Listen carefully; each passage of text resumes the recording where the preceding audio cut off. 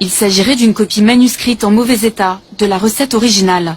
Première surprise, il y aurait de l'alcool dans le Coca-Cola, mais aussi des extraits de citron, d'orange, de coriandre, et tout en haut de la liste, un ingrédient très étonnant. Voilà la photo, je l'ai prise en 1979. J'avais un ami qui vivait dans la région. Il tenait un drugstore à Gainesville.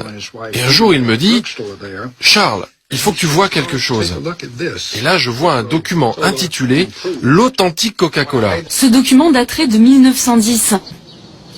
What's that? C'est quoi ça? F-E, Coca.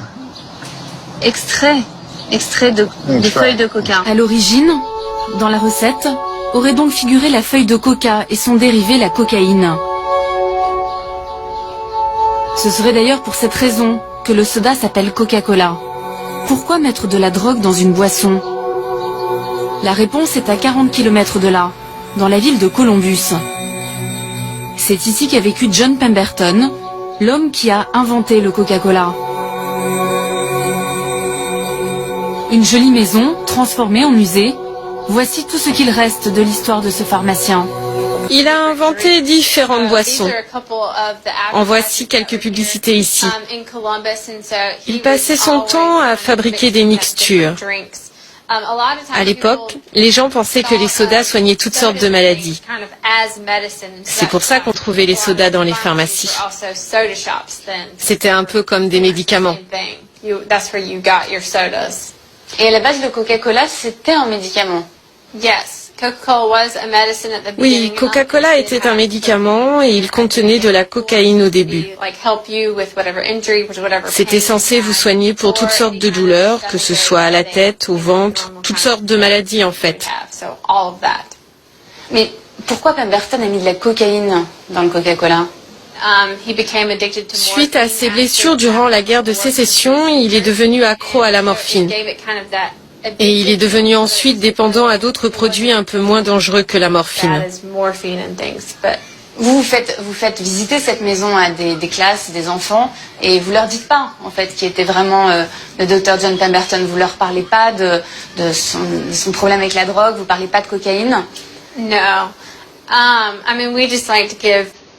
Non, on donne juste aux enfants des informations basiques sur Coca. On ne leur parle pas de la cocaïne. On préfère leur donner une image plus idéalisée de la cocaïne. Enfin, pardon, du Coca. Ces ouvriers fabriquent le soda pour des millions d'Américains. Ils ne connaissent pas la recette, ils mélangent seulement le sirop de cola avec de l'eau, avant de le mettre en bouteille. On reçoit le sirop dans des gros barils. Il y a une grille tout autour et un autocollant indiquant que c'est dangereux. J'ai vu un de ces barils s'ouvrir. Le produit a littéralement bouffé la peinture au sol. Ça l'a enlevé. En fait, c'est de l'acide très puissant. Les gens chargés de nettoyer ne pouvaient pas toucher ce truc avec les mains. Mais normalement, c'est juste du sucre et des arômes naturels. Non, non, non. J'aimerais que ce soit ça. Mais ce n'est pas le cas.